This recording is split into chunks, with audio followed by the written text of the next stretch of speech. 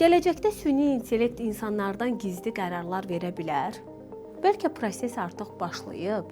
Məsələn, bugün süni intellekt hansı videonu izləyəcəyini, hansı xəbəri oxuyacağını analiz edib sənə təkliflər göstərir. Dolayısıyla sənin əvəzinə qərar verir. Alqoritmlərin gündəlik verdiyi milyardlarla qərarın fərqinə isə heç kim varmır. 2018-ci ildə aparılan araşdırma göstərdi ki, platformaların tövsiyə sistemləri insanların siyasi fikirlərinə və emosiyalarına təsir edə bilir. Yəni, qarşına çıxan kontent təsadüfi deyil. Daha qəribəsi, bank kreditləri, işə qəbul sistemləri, təhlükəsizlik kameraları və başqa sahələrdə qərarı artıq insan vermir. Bəzi hallarda süni zəkanın verdiyi qərarı proqramçılar belə tam izah edə bilmirlər.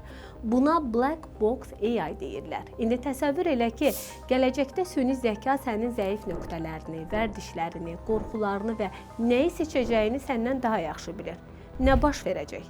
Sən qərar verdiyini düşünürsən, amma əslində həmin qərara səni süni zəka yönləndirib.